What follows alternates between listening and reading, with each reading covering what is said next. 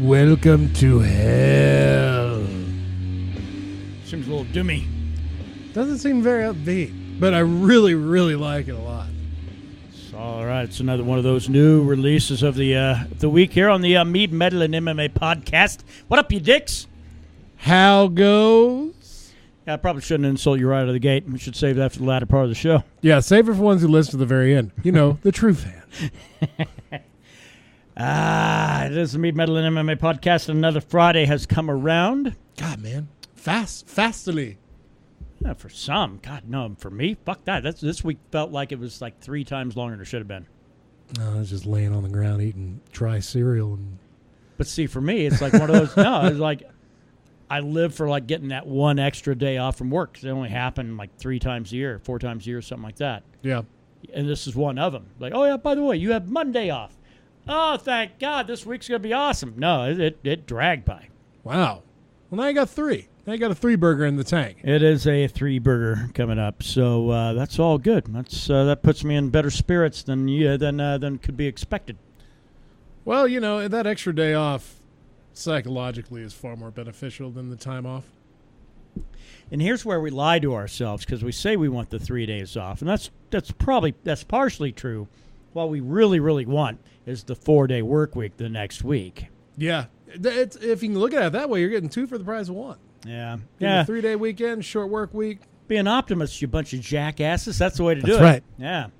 Anyway, it is the Mead, Metal, and MMA podcast, where we come together on a Friday each and every week. Generally, well, sometimes Thursdays, but that's pretty rare. But every week. Every week. We've done it every week. We bring you content every week, whether you like it or not. I was 900 miles away, and we were still able to pull it off. Yeah, now you're like 6 feet away. That's close enough. That's close right. See, don't be careful what you wish for.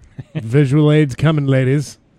Get together weekly to talk about Mead, the metal, the MMA, which I will say,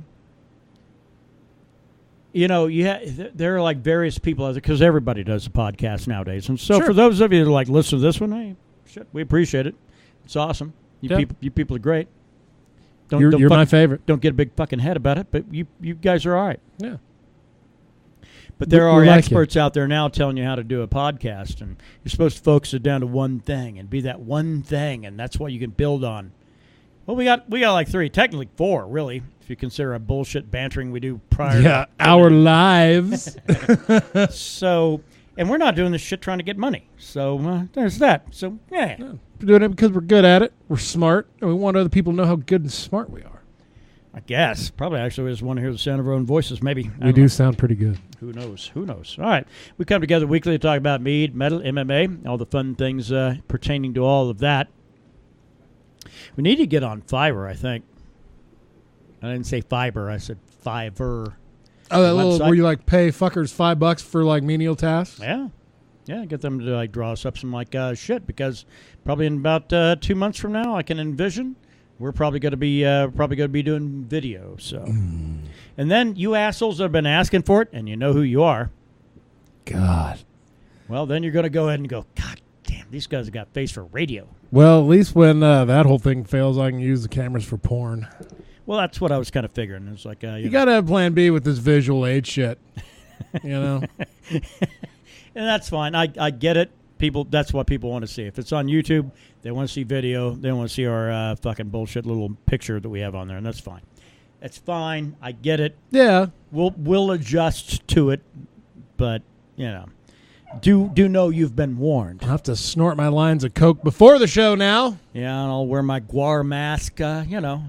I'll wear my fucking Mil Mascaras Lucha Libre mask. Hey, here you go, bitches. But it is the Mead, Metal, and MMA podcast. Like I said, it's kind of more like 4 things instead of 3, because we go kind of into this segment, and that was how's your week? I thought you were either stroking out or doing an Elmer Fudd. Well, both, really. Or not Elmer Fudd, pork pig. Porky pig. Pork pig. Pork pig. Pork K pig. Pig porker. That's a character on South Park, I think. Well, I have big news. Big, huge news. Which might be bigger news for the podcast than for me personally. Give a little... No, I figure a nice, good go fuck yourself kind of works all right. Yeah, it usually does. I'm returning to my post as the Nightman.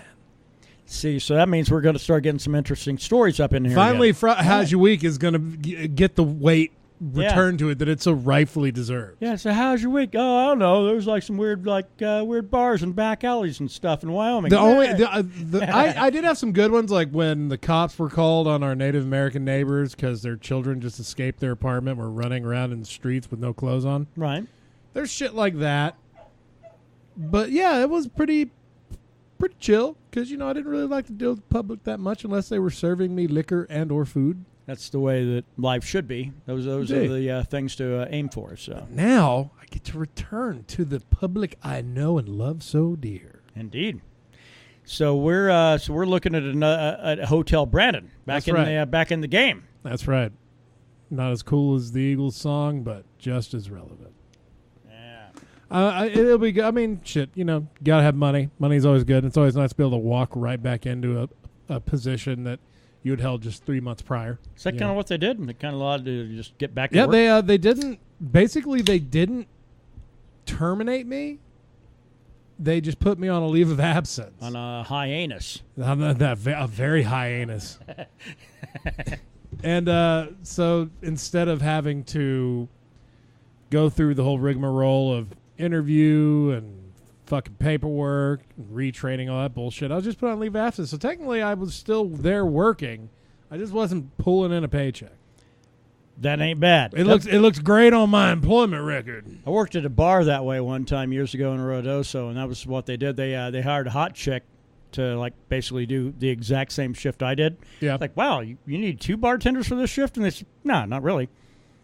And then for 3 weeks in a row, I was not on the schedule. Well, all right. So I went off and found another bartending gig. The owner of the place, this creepy old motherfucker, is in the late 60s, trying to get her to suck his dick. So, and she was like, nope, not going to do that. And then she got fired, and I was still on the schedule. Then suddenly, and was like, whoa, boys, I'm done. I ain't sucking no dick for no fucking bartender job. Sorry. I don't think they wanted that from me, but that is probably a valid consideration. If they got declined by that many women, they might have been like, hey, listen. We're down to the bottom of the barrel here, son. Oh, shit. So, yeah, that'll kick it back on that Sunday night. So, next Friday, I'm sure there'll be something interesting happening either from my vantage point or from the vantage point of the hotel itself. So the days of me upstaging you with your the How's the Week stuff are is probably over. Yeah. Yep. Yeah, no, and I don't even have that good of shit to bring to the table, frankly. Well, I realized that after being away from that place, how uninteresting my week is. How pedestrian your life is. Uninteresting might have been a little harsh. Yeah, pedestrian. How dreadfully average. Yeah. Yeah, no, because the only thing I got this week, shit, man, I had so Windows 10, which apparently because I'm... These motherfuckers. Yeah. Apparently that's like the majority of society, but not all of us at this table. Only half of us are using Windows 10. But yeah, I'm not. I'm barely using Windows 8.1 right now, and that is with grievances. Yeah. Well, they did a big old update, and then suddenly, I had no... kept telling me there's a drive that was out of memory. It's like, that's a fucking drive for a jump drive, a thumb drive. Doesn't make any sense. No. The update assigned a random drive number. Well, not a random one. The next one down from the D drive, which is a disk, which oddly enough my tower still has one of those. E is the next letter down the alphabet, and they assigned the restore drive to that. Long story short, I had to go back in and say, no, motherfucker, it does not need a letter. That's actually what your drive goes to, period, to start up with. And if all things are looking cool on startup, it goes and it slides from your restoration drive straight to your startup drive. So I had to deal with that nonsense of going back in. I had to go into the goddamn the command prompt, and break it all down through DOS, basically. In order to basically tell it, hey, you don't really need to have this. If any of you people are having a problem with it, let me know. Put your comments on YouTube. I'll walk you through this shit. $5. Well, not even. No, I'll just help you out because Microsoft can suck it. Because frankly, I know, man. Windows 10 is horrible. Yeah, that's why I hate getting new technology, new software, or anything right when it comes out. I like to wait a solid year or two. so they can work out all the bugs, especially like on video game consoles. Windows 10's been out, fucking 4 years now? Yeah, forced upon the masses. Yeah. Well, and that's the whole thing. And what we're dealing with here, the laptop we're doing the podcast with, the tower I've got, all that shit is all Windows 10 because it's all been purchased within the last 4 years. Now, could I say, the hell with this, and go and reprogram some shit back and walk it back to Windows 7? If you have your original disk, you could. And no, because everything always comes pre-installed. You don't get a disk. So yeah, but yours, fuck, that's right. So your recovery partition is probably also Windows 10 based now as well. Yeah, it is now, and that's why I had to get in. You might be stuck. That's why I had to get in and do my shit. So, yeah, it's fine. It's just, man, I wish there was competition in the market. We were bullshitted a long time ago that Sun Systems was going to put in like something that would be an alternative to Windows. We were told Cisco was going to have some shit going on with that, Yeah. Then you got all your fucking nerds that are still using like Linux and shit like Linux, that. Linux, yeah. But what it is, we live in a Windows 10 society, whether you like it or not. But damn it, it shouldn't be this hard. It shouldn't be, but it is. And at the end of the day, as long as you can still look at porn on that thing, you're good. Well, and that'd be okay if that's all you're up for. But unfortunately, you have to get out in the public once in a while. My other how's your week shit going on? Man of substance. So I'm trying to buy some liquor over at Walmart today. Indeed, a man of substance. So here's the problem, is that I don't know that this Walmart was designed really to carry a lot of hooch because it's in a very small section. A half an aisle. It is a half an aisle. And the other half is soda fizzy pop drinks. Well, but the problem is within this half an aisle, out of their laziness or the lack of space, probably. So they set up little central points within an aisle of 30 packs of Natty Light, Heineken bullshit, and things to sell well in the middle so you can barely get a cart down one side or the other. Right? And frankly, you really can't run it down one side. So really, it's a choke point really at one side. I'm just wanting a simple 30-pack of booze, Budweiser's. Yeah. Which I will, by the way, say yes. We do have peasant beer in the fridge. We always have peasant beer in the fridge. Not always. Usually we have the tall boys. Tall boys is how you should live, people. Oh, yeah. Okay, well, I'm going to have to get the fuck out of here. I ain't going to drink no baby beers. Fine. It'll last me a lot longer. But anyway, sure. but tall boys the way to go. But sometimes if you're wanting to buy in volume, 30 packs aren't bad, and that's what I was looking to purchase. So there's some asshole with his cart parked over on this side, the left side of where all the middle shit is, buying some shit and walking over to the fridge section on the right side, and I'm standing there, and I got a line behind me of people also, I don't know, wanting to buy some liquor for the Memorial Day weekend. Indeed. Oh, yeah. All crazy. Yeah, shit. He looks at me, and he says, "Oh, am I in your way?" No, motherfucker, stay where you're at. Let me get out my cape. I'm going to fly over this shit like Superman and buy what I need to buy for Memorial Day. Well, yeah, hell yeah, you're in the goddamn way. That's exactly what it is. Pick up your Keystone Light and move on. And that was the thing. He was not on the higher end side. I mean, he wasn't? He's like sitting there scratching his ass over whether or not to pick up Coors Light or Keystone. That's what it was. See, usually that's not a tough fucking choice. If you're going to drink Coors Light, you might as well just go ahead and drink Keystone and save yourself $6 or $7. Well, if you're going to do that shit, I don't know. I pick up some other weird habit. Huff paint, maybe. That'd be even cheaper. Yeah, eat paint chips. If you're not in it for any kind of fun shit in life, I don't know what you're doing. But anyway, so it was a fun little debacle. But it is what it is. I ended up picking up a 3-0. That's right. That's not Hawaii. Hawaii's 5-0, right? Yeah. Which state is 3-0? Because that would be an interesting thing to know, right? Nebraska. I don't know what it... I don't know. I never thought about this. I never thought about this shit at all. What is it? 30th state is Wisconsin. Oh, the cheese state. So I ended up picking a 3-0 Wisconsin. Pick up a cheese wheel of liquor. Oh, Lord Almighty. So that's the whole thing. So this is what you folks are exposed to. The last time you have to be exposed to my nonsense. It'll be much more fun next week. No pressure, Brandon. Yeah, no shit, right? I'm gonna have to pray for weirdness to come my way now. Got That's any all right. meth That's all heads right. that need a There's room at 3 A a.m.? lot of meth people in this town. You know? Yeah, hope to run into the guy that was smoking meth and training MMA. Hope to meet him again. That's right. Don't meth it up. It's more than a speech impediment, folks. So much more. All right, let's get to the meat of the matter here. Mead Metal MMA. Let's head into the Mead side of the update for this week. Runestone and Turkey, not a match made in heaven. I think anything in Turkey is probably going to be pretty difficult to pull off. I thought, now those of you who didn't listen to the show last week, we have an orange Malamo is what it is. It's an orange mead. I thought, you know what would be awesome if I take some of that and braise a turkey breast along with a couple of oranges and orange juice, and thought, we're going to get a whole pile of. Who the hell's messing with me? Right Bobby now? Wheeler. Probably. Anyway, you know the enemy too well. No. But no. The fact of the matter is that I thought, all right, cool. We're going to get some turkey breast with some orange notes. That's what I was aiming for. Not to say we're a bit of a foodie around here, but we can be. We have the ability. No, that shit tastes like the Thanksgiving turkey. Yeah. It hit. Nothing adhered. Nothing.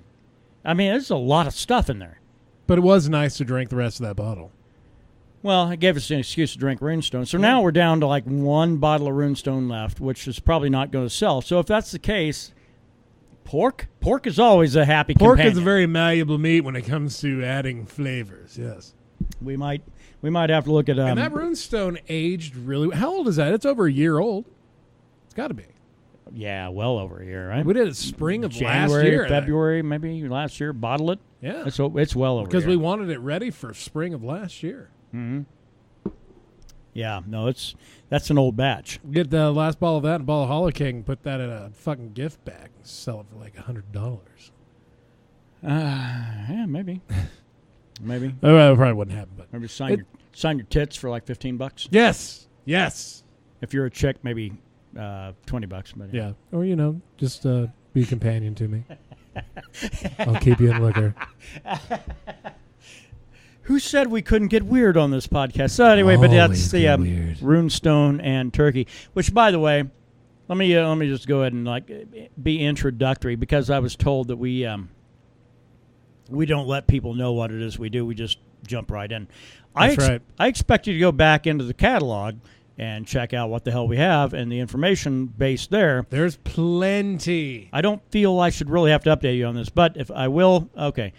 The Mead is the grand pappy of wine, and that ancient peoples figured out that, hey, there's this cool honey stuff that you can sit here and eat like a handful of and make yourself sick, or you can put it in clay pots and kind of let a little bit of rainwater get to it, a little bit of wild yeast, and voila, a year later you got booze. Something known as honey wine to the lowbrows. The lowbrow, because people that are wine people can't imagine a universe other than beer and wine. Well, here's the thing: mead existed before. I would say it's I don't know, with some of your wine, I would say it's like a berry mead. Where does rice wine fall in that, by the way? Rice wine's all right. It's by some fine people over in the Far East. But timeline wise, rice wine, actually, that shit dates back to right around about zero. Right back to the 2 millennia ago. Yeah. Wow, actually, in some cases, older. I mean, because you've got different dynasties that exist in Japan. But I think as far as because you're talking about sake, right? Yeah. Yeah, we're talking about probably 2 millennia. Damn. Been around a while. Bottling update this week. See, for all you assholes are saying, you guys never have any kind of an original update on your meat. Well, you can go fuck yourself. Every week we do, even if there isn't one. And by the way, if you don't care for my profanity, I do apologize deeply. I'd like to take this moment to apologize to absolutely nobody. We'll put in the title this week, explicit words. Explicit fucking content. Offensive words for all you cunts. No, the bottling update, though, this week, Troublemaker, we're probably going to do that, God, I don't know, tomorrow, maybe? Maybe. I mean, it's ready, probably. I mean, we're not wasting anything the longer it sits in a 5-gallon glass carboy. Right.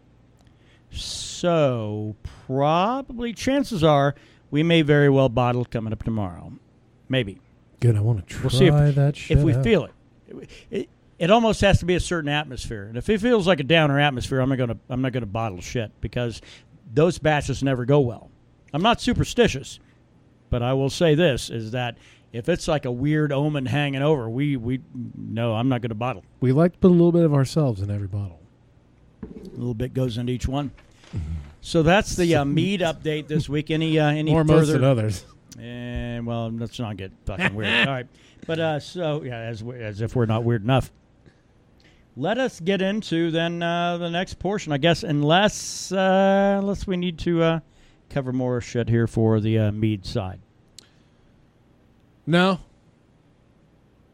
I don't think so. I think we can move on to the metal. The metal side is interesting because this is a quantity over quality week. I guess. Some exceptions, but man, it's not great. Now, here's the cool thing, is because some of you... Oh, pardon me. I just broke a shit. I just broke something on the table. The fine... I guess, I was going to say craftsmanship. That's not right. Actually, probably the fine ambassadorship of Brandon, putting together kind of what the preview of the week. Do you put together this shit on your own, yeah? Yeah, just while I was listening to it online, just throwing it on a playlist. Good or bad. Found it on Facebook. He kind of did like a little bit of a recap. It's going to be a little bit different from mine. And there'll be a link for it in the description below. Yeah, absolutely. Check it out there. Because I don't know. I understand that sometimes I need to kind of let some of my standards go. And if I can do that, I can put together a list of 6 or 7 a week. Yeah. If I keep my standards high, we're talking 2 or 3 tracks. Or probably 2 or 3 tracks within a couple of albums. No, but 2 or 3 albums a week. But this week, here's what I have. Age of Taurus. The Colony Slain, Doom Metal Project. This is going to be my pick for the week. I give them a gold star for participation and a gold star for album art.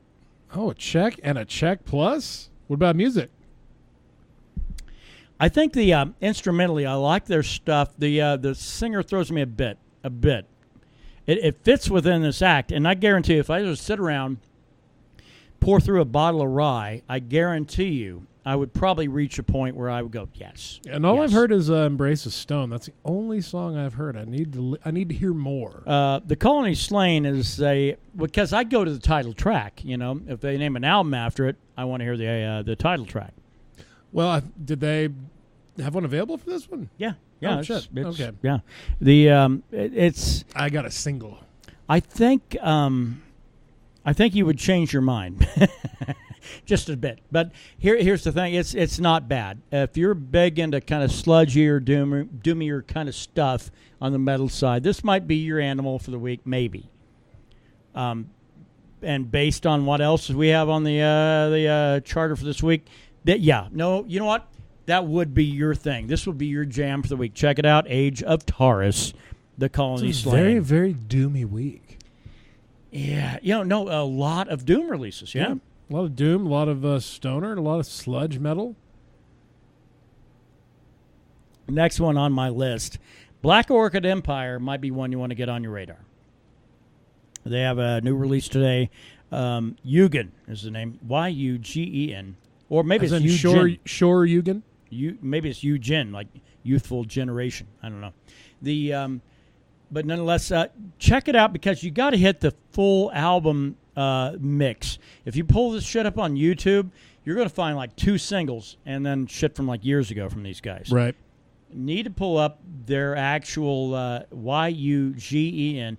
Pull that one up and hit the entire the full record. That's the only way you can hear the whole thing. And if you do that, you know what? You're actually going to be the advantage of Misa because I've only heard like 5 tracks off this thing.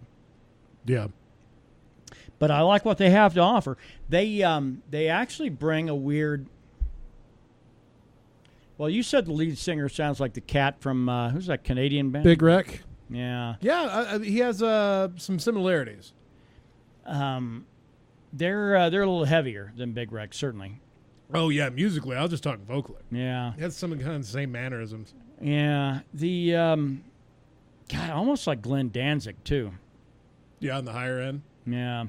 Yeah, Black Orchid Empire. That's my pick for the week. So we get past Brandon's pick, my pick. Now we get to the rest of this. And now for everything else. There's a band called Candle M Ass. Oh, what? Oh, no. Candle Mass. You need to work on your spacing there, son. House of Doom. How fucking long has Candlemass been around for? Like 30-some years? A long time, right? A long time. And I don't want to say they crank out albums on the reg.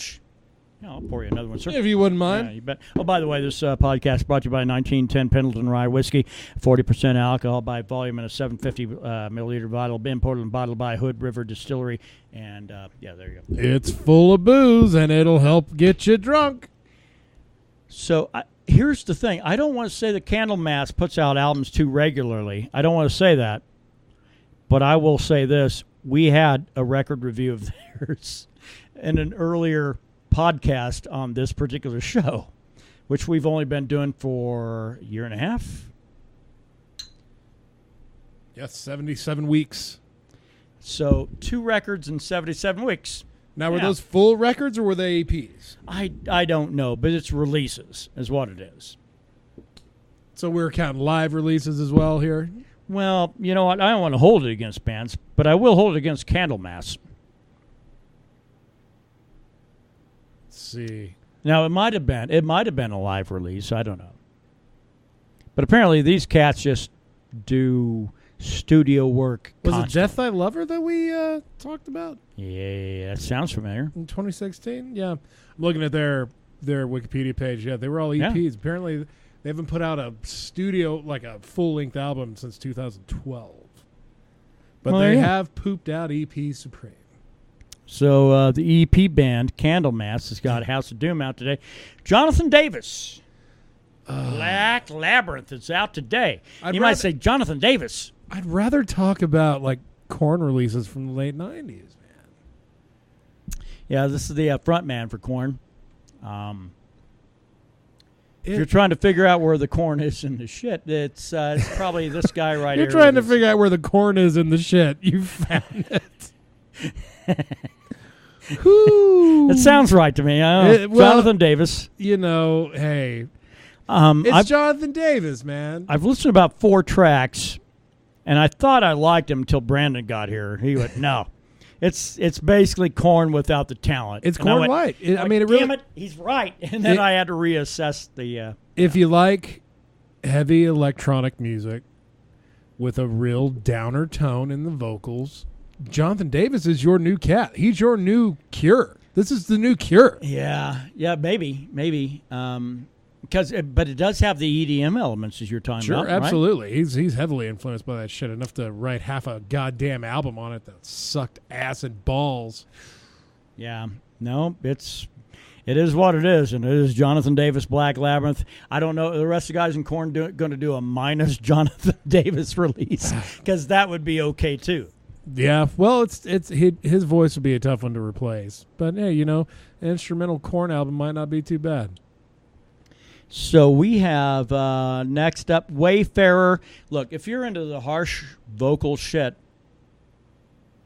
this folk metal harsh we're talking here. Now, here's the thing too, because I almost didn't put them on the list, but I did because I like the instrumentation that they utilize, because again they're a folk metal band by extension, because really there's not a lot of traditional instruments that are involved in a lot of the it's openings. more the lyrical contribution. The lyrical approach is, and it's a very heavy, harsh vocal. Now, here's the thing, and I don't know if we've addressed this on the show before. I don't really want to get deep on it, but I used to really have a serious problem. I would like certain bands, but I'd say, God damn it, I just don't like this one element.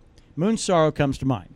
When I got first turned on to them in 2012, I thought, this is all perfect. I don't care for the harsh vocal.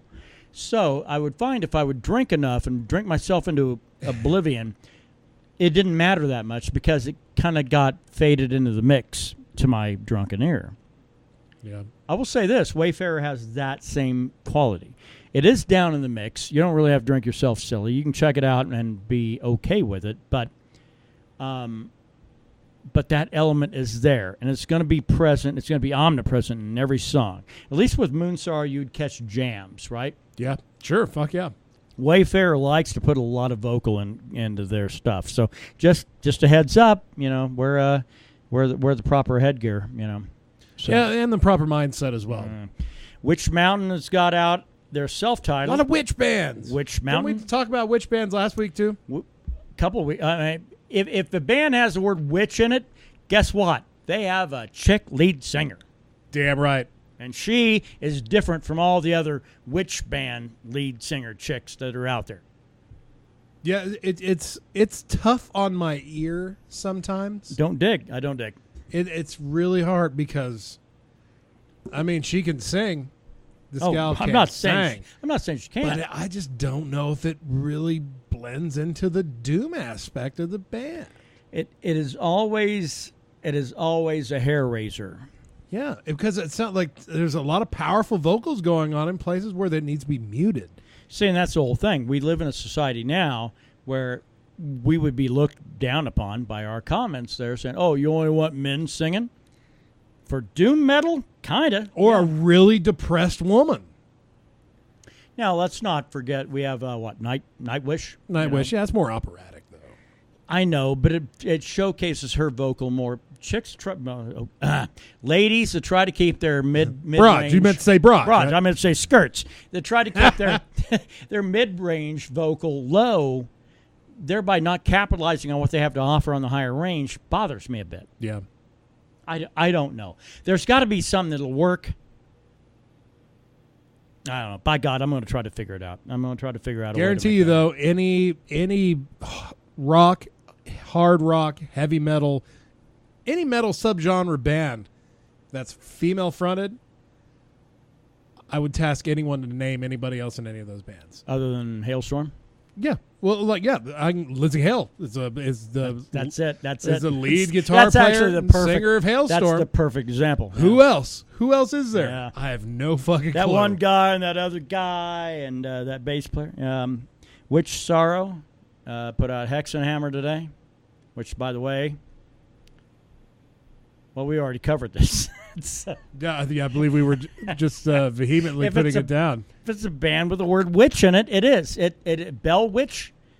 Bell Witch might actually be a dude with a really high chick range. I don't know, but it is. But it's going to be a very ear piercing kind of a thing. Yeah. If it has the word witch in the band's name, it's going to be an ear piercer. I'm sorry, but that's a reality.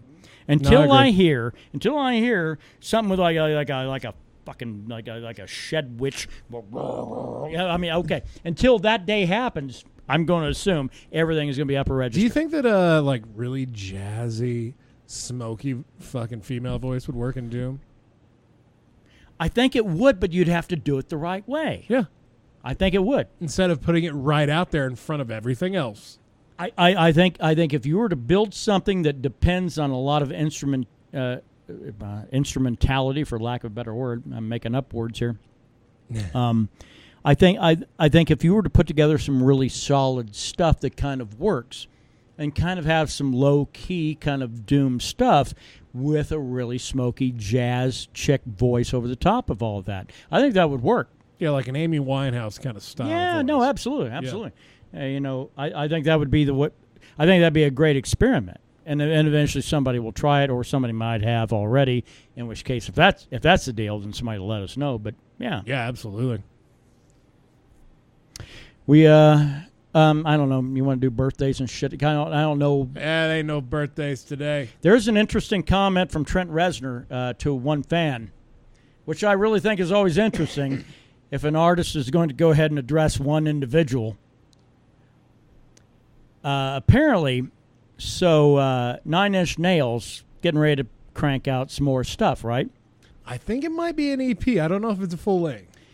It doesn't matter. It's 9 Inch Nails and it's music. Trent Reznor. Just it's the world operates on what he wants it to operate on. So I will say this is that Trent Reznor is, well, he doesn't need to have a filter, right? Right. If you're a young and upcoming artist, or even somebody that's been around a while, you might need to have a filter. Trent Reznor has none of that. Well, you don't need it when you're Trent Reznor. Somebody gets on a forum and basically says, look, this is not an EP that Nine Inch Nails is going to be putting out. This is not an LP. This is an EP. An EP is usually 5 or 6 tracks and under 30-something minutes. And he comes full-length albums that are 12 tracks and shorter than that. Comes off like some kind of an authority, right? Well, which is all well and good, unless Trent Reznor decides to call you out and basically, I'm trying to remember the phrase that he said the fan suck could do. His entire dick. He could suck the entire length of his cock. The entire length of his cock, yeah. See, not that part, not that part. Not a little work there. The entire length of his man parts. That's what the internet needs. So that fan has now been empowered to be basically an internet troll, and that's fine. But Trent Reznor made you look like a chump, and now you can try to play off that and parlay that into something more important that maybe gets you laid. But it's I wonder if fans take a moment of that as a moment of honor. Like, oh man, I just got put in my place by my idol. Probably, shit. But they get all uppity about it, like, oh, I'm going to put out something else now. Well, I was not that these guys are my idols or nothing, but when I saw Dragon Force in Albuquerque, fucking 12 years ago, they have a little alleyway area behind Sunshine Theater, right on Central, where everyone from the band they have to come out this way. There's no escaping fans at Sunshine Theater. So that's always a popular place to hang out and chill and, get something signed, talk with people you just seen make themselves exhausted for 2 hours. And the 2 guitar players, Herman Lee and Sam fucking something or other, I can't remember his last name, from Dragon Force, were out there signing things. And there was a guy out there wearing like a Metallica shirt. Death Magnetic had just come out. So this was probably more like 2007, 2008. Sure. And the guy's like, hey, Sam, what do you think of the new Metallica album? And dude just looks at him, and it's a British accent. I'm not going to try to mimic it. He says, I think it's a pile of shit. Right. Death Magnetic. And you can see this man's face go from like, oh, I'm hanging out with two of my musical icons, to like, this motherfucker. Like heart, like, never meet your idols, right? Right. No, absolutely. Now, you are a Metallica fan. Sure. Where does Death Magnetic rate in the grand list of all Metallica albums for you? Is it a top 3? Is it no. a top 5? Is it a top 10? I would say it is the Mackenzie Dern of the top 5. Ooh. Well, that's a rough it's one. up there, but that is a revolving door, man. That's a rough one, because that might be the right transition we have into the next portion of the show, which is our MMA part. Oh, my goodness. Well, here's the whole thing. We talked about it last week. Felice Herrig made a good point on Mackenzie Dern. Mackenzie Dern never fought in the UFC before, ends up getting her first win coming in as a flyweight fighting against a strawweight. Oh, no, that was her second fight. Second. All right. Well, it doesn't matter. She obviously decided the rules do not apply to her, and she could come in basically, I don't know, as big as the Kurgan from Highlander. $123, man. In a 115 in fight. the smaller weight classes, you miss by 3 pounds, and it's pretty big. Yeah. You miss by 7 pounds. Miss by 7, you decide, fuck you can this, hear I'm Johnny just gonna Hendricks laughing somewhere. Yeah. So anyway, Felice Herrig kind of threw a fit. Angie Overkill Hill threw a fit. All these different strawweights threw a fit. And Mackenzie Dern just kind of laughs it off, because she has what the promotion wants. The UFC wants marketability. The ability to be able to market somebody. Her marketability is the fact that she has had some pretty violent finishes in Invicta, right? Or is it RFA? Or actually, it's not even RFA anymore. But she's had some really, really big fights in her lifetime that kind of ended kind of brutally. But when you start fighting real competition, your finishes tend to fall a little bit off. Well, Mackenzie Dern ended up going into that fight 7.5 pounds overweight. Everybody let the UFC know about it. The rankings are bullshit, by the way, anyway. But fuck yeah. Rankings don't mean nothing. She fought in LFA. LFA. Had a fight in Invicta and then got immediately bumped up into the UFC. So this is her first UFC fight. And she came in 7 pounds overweight, basically like blowing off the rules because they don't apply to her because she has a golden path ahead of her. And let's also mention this. She's had 7 fights. She's undefeated. But of those 7 fights, she missed weight in 3 of them. She's trying to come in basically as a great big, well, she's a big woman, and she should not be at 115. Probably 125 might be a home for her for a bit. And when she gets more age on her, 135 has got to be her home.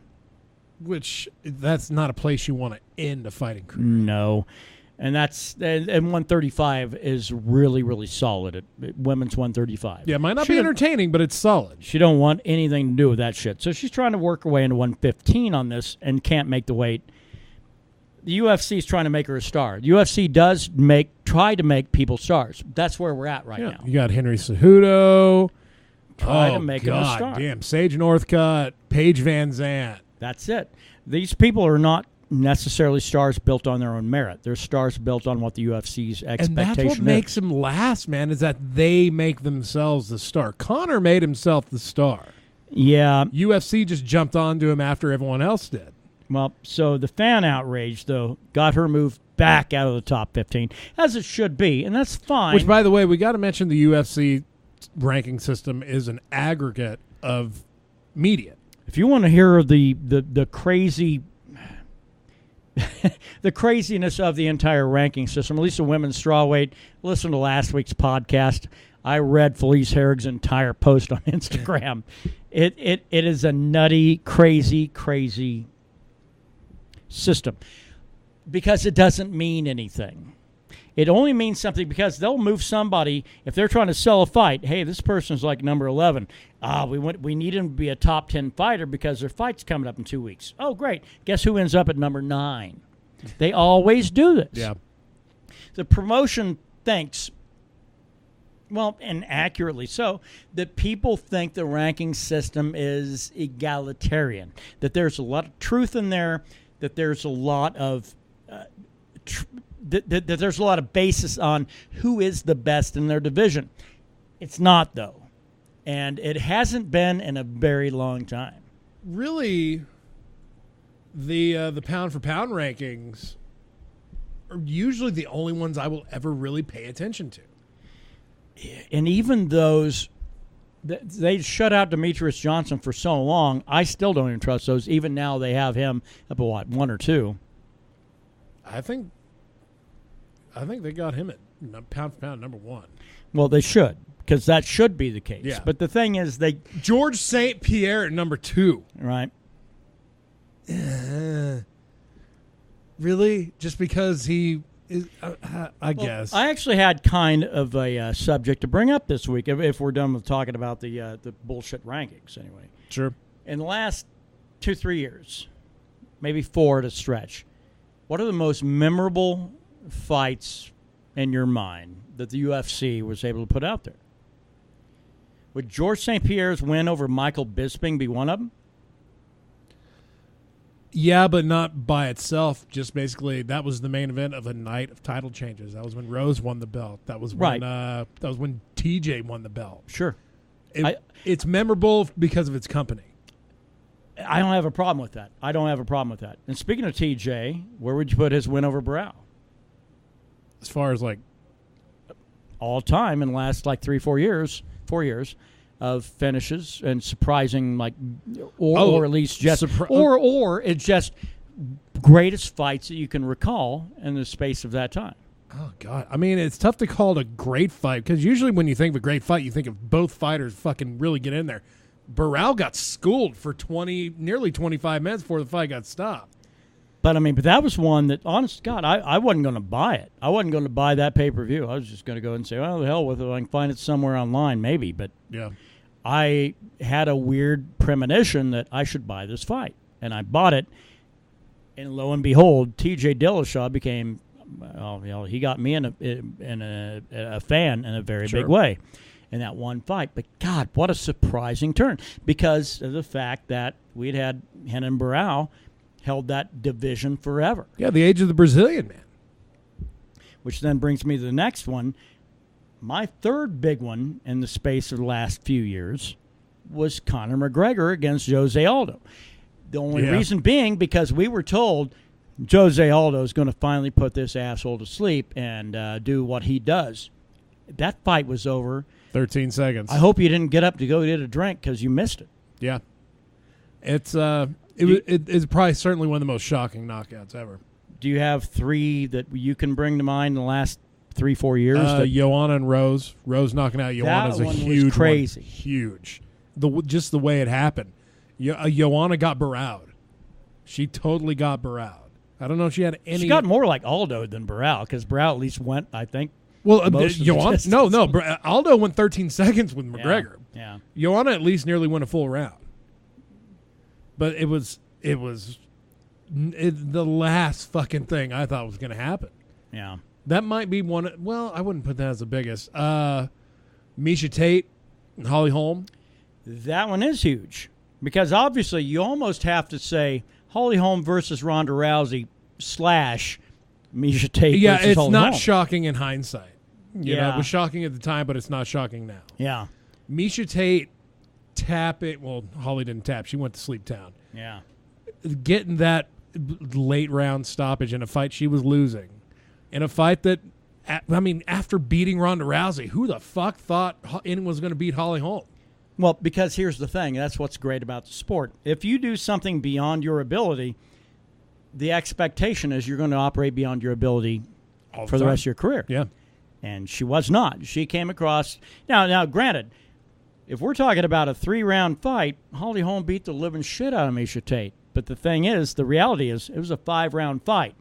And it was a title fight, and Miesha Tate got a hold of her late in the 5th, and that's what stopped that whole fight. Yeah, if Holly Holm just stuck to the game plan in that 5th round, it would have been a lot different. She tried to run, but really, Miesha Tate is tenacious when it comes down to that. I would say the last 3-4 years, Dillashaw Barão, the first one. Second one was basically I figured that was going to happen, only it was a lot worse. Joanna and Rose, and fucking Holly Holm and Miesha Tate. Two lady fights in there, which is kind of weird. I don't know. What do you think about John Jones Cormier? Those are great on their own merits, not because there was an unexpected twist, though. God, that rivalry just has so much behind it. It really does. But funny thing is, now people seem to be more the fan of Cormier than of Jones. Kind of. Wait until John Jones is eligible to fight again. That fan base is going to shift real quick. Yeah, but when are we going to see that? I don't know. And will Cormier still be around? If he gets fucking murked by Stipe, you can say bye-bye, DC. You can still be the light heavyweight champ all you want, but you've been dealt with by another fighter. Do you think that Stipe... Well, I think Stipe knocks him out. I think he outworks him. I think he outworks him. See, that's a tall order, though. Cormier is a worker. He's got a great tank. I will give you that. I think that Stipe, what the magic that he has is he will make you work in the first round. He'll make you work in the second, and then he will start putting in a lot of the things that you don't expect. I don't see Cormier being able to dominate someone where he's losing the size advantage. That's where he's always had the biggest problem in his career is people with size advantage. The Gustafsson fight, that was a split decision win on a guy that had the reach and had the height. John Jones, the same way. Stipe is on a whole other level as far as height and reach advantage and weight advantage. Yeah. But see, that's the thing. Stipe didn't use that advantage early, but he uses it later. Yeah. And that's when things are going to get bad. We've never seen Daniel have a bad tank. It may come in that fight. But he's not going to be able to just wrestle him and hold him down and make him gas. It's just not going to happen. No. I don't think that's. I think that's going to be fun. Well, let's go ahead and talk about Fight Night Thompson Till. It's coming up in Liverpool. Oh, really quick before we jump into that, we need to jump into the card that already happened today. Oh, Bellator 200. Okay. Yeah, apparently fights have only been starting at like 10 o'clock in the morning for Friday and Sunday. Not a whole lot to report on it. Phil Davis knocked out, actually finished an opponent without running away inside the cage. Very good of him. Michael Page. Diamond Michael Page. Who, as we all know, caved in the forehead of a Brazilian man and then rolled a pokeball at him. Wife or husband or whatever. Cyborg's wife. Whatever, yeah. But the big one is Gegard Mousasi, another UFC fighter, is now a Bellator champion after beating Rafael Carvalho in the first round. Yeah. Strikes. Now they're talking about a super fight between Rory and Gegard. That could be a hell of a fight. That is one fight in an oasis of nonsense. It's the only fight that makes sense, but it is poor. It's a poor decision for Bellator because now they're doing the same thing UFC is. Rory's your welterweight champ. Gegard's your fucking middleweight champ. You're going to have a super fight. You're just going to clog up your fucking pipes, man. It is mind-numbingly awful and what both promotions are doing because both promotions now are looking at super fights. Yeah. Belts don't mean dick. Man, you know what? Super fights should come along once every 3-4 years, 5 years maybe. At the bare minimum, or at least like once a year. You have your Super Bowl. I think that's too often. Because there are enough great fights out there to be made that you could make one big fight card based around one super fight. Yeah. Instead of blowing your load on like 3 title fights in one night. But that is the new reality, though. Yeah, it's the marquee event. It's not who's the better man or woman. All right, well, there's Bellator for you. Okay, Thompson Till. I don't really care. The fight car, the UFC Fight Pass early one that involves Elias Theodorou. I don't know who he's fighting. I just hope he loses. Dude is ranked and he's fighting on the prelim card in Liverpool. He's ranked. Barely. He just barely got ranked. He's ranked because of the fact that he keeps fighting a lot of people that really don't match up well against him. Let go ahead and give him a shot. Give him a top 10 shot, and we'll see what happens. Elias Theodorou, you go. Well, he just barely hit 15. I know, but that's the thing is that people keep saying, "Look, why are you treating him badly? Why are you look? If you think he's getting treated bad, look up James Vick. Look up that guy. If you want to think about somebody getting treated badly, there's a guy." Well, now we saw him fight in Austin. I'm saying that guy's 9-1 in the UFC and has not. He's had one fight in the top 10.